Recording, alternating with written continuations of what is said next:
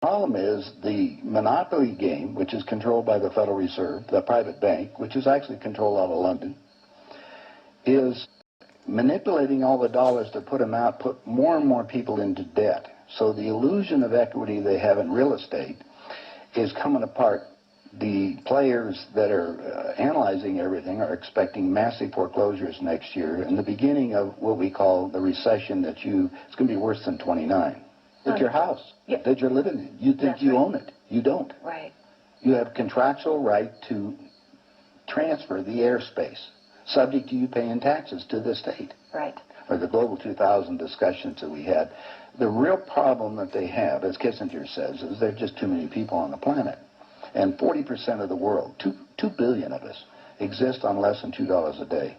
The summary of the Global 2000 report I put up on my website, nohoax.com, but if you look at it, it makes sense to get rid of people. So what they said, they're going to make godlike decisions on who lives and who dies.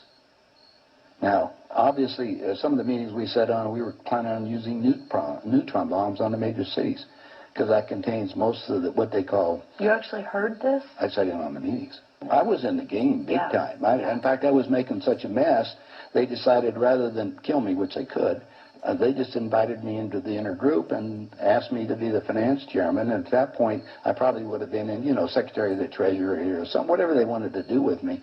What I was doing prior to that, so, making it right, I would volunteer to become a president of a company, and I'd go in and liquidate it. And we get rid of the expendable containers. That was my job. Expendable containers meaning human beings? That's right. Yeah, it's amazing. That's really inside vernacular, wasn't it? Yeah. Oh, well, that's what we used at that time. Yeah. I mean, it went from there to useless eaters today, so you're happy with it, you're a human resource. So, which, all you are is part of the commodity, even in the business sense. You look at it, you have a cost. Labor, what is labor? Yeah. Human resource. Right. When you're going to put together some kind of product. Well, the inside of the game, when we started using neutron bombs, today they figure that biologicals are much cheaper. Mm-hmm. They're still planning on, the plan is to get a war started in the Middle East, and they're still planning on using a neutron bomb, or one of the bombs that they've got developed on Israel, and that's to begin World War III, which is all on the cards. And it's going to happen. They even put a monument up for this whole program. It's called the Georgia Guidestones. Outside of Atlanta, and they've got it all set down there. It's all in 8 languages. Basically, it's fait accompli as far as they're concerned. It's just to get the thing going in the Middle East, and it's not going fast enough. I mean, Carter put this thing in, so we have the Plan 2000, with the war starting in the year 2000 in the Middle East. Right. Reduce the population of the planet down to 500 million, have one world currency under the Homeland Security, or FEMA, if you want to call it. They're going to declare an emergency, which are going to shut down everything. My friends, my CIA associates, I don't even call them friends anymore. CIA is crooks in action. Yeah. They're all professional liars. Yeah. I mean, they got to be if they have that job. Yeah. So that you have to look at what they're doing. Anyway, they're so concerned, they're leaving the country too. Most of them are going to Latin America. Meanwhile, they're closing in every day right now, just closing in to make it so we're going to be set up in these enemy prisoner war camps. I published a book. It's called Chaos in America. In it, I was asked to build an enemy prisoner war camp. I put the contract in this book, so you can read it for yourself. This is in downtown Las Vegas, right on the railroad tracks. It says enemy prisoner war camp. They're all on top.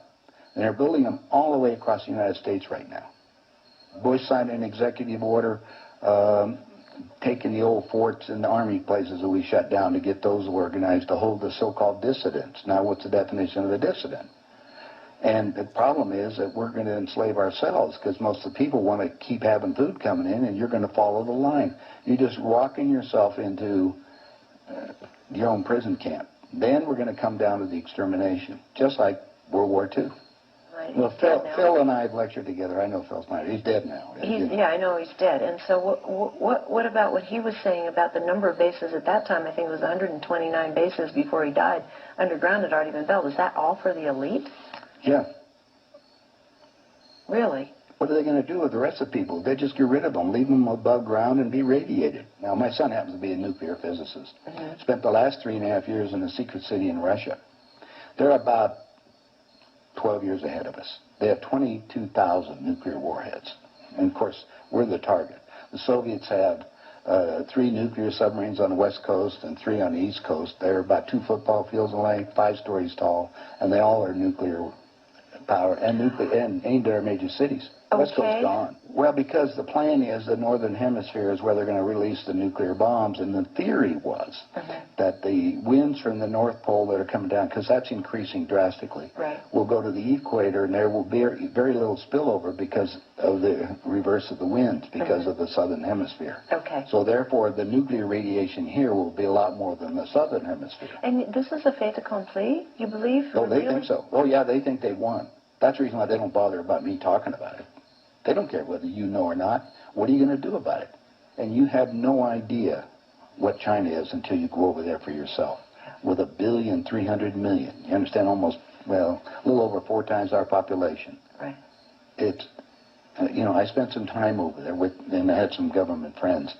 They think what they're going to do is let the West go have its fight. And then they want to clean up. They say it's been 5,000 years. We want to run the world when we get through. And what they're doing? Acquiring all the assets. They figure that Canada and the United States, the property there will, the food growing areas, will be enough to take care of their people. And that's what they're looking at. Why are they? I mean, they bought so oil. the U.S. will become a resource. Yeah. Whatever's left of it. Whatever's left of it, yeah. You seem to be in a unique position to be able to put a fair amount of this together, which is quite interesting. Well, I walk my talk. I played the game. You played the game. You know one level of it. And I know. I used to play around with the world leaders, so I know what they're planning on doing. What change of heart? What happened in you that made you decide to share this information that happens at the inside levels? Well, it come back to a moral situation that happened to me, I think.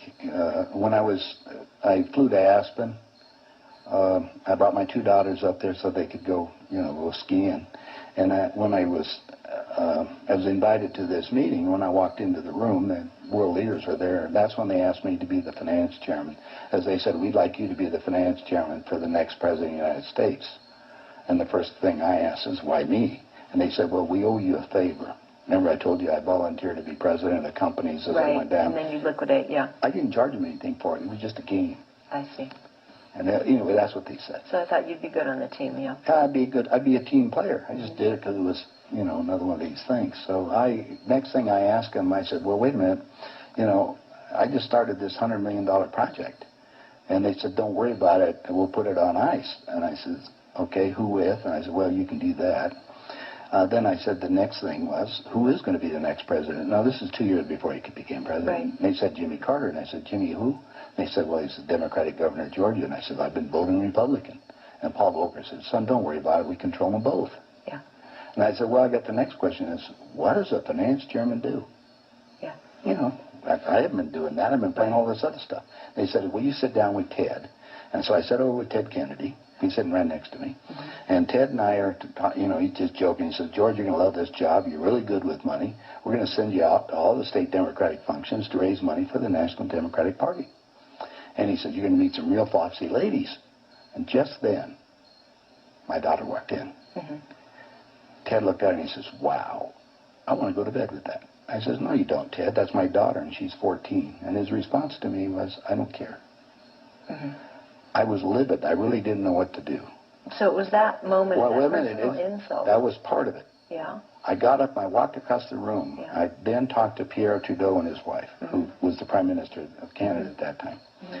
And I'm sitting in front of them was a little half cigar box full of white powder. And then I'm looking around the rest of the room. I said, my God, something hit me at that point. If the world leaders have to resort to this, I don't think I want to be part of this thing. I mean, even to the position, even to the pollution and getting everything else they're talking about, getting rid of all the other people. I mean, I was raised in a packing house and slaughtering animals, and you get to the point where people are just animals at that level. And then I found out a little bit more about the details of the Plan 2000, of the annihilation of the entire planet. I said, I got to stop these people. There's something there. I mean, it was just, they got to be stopped.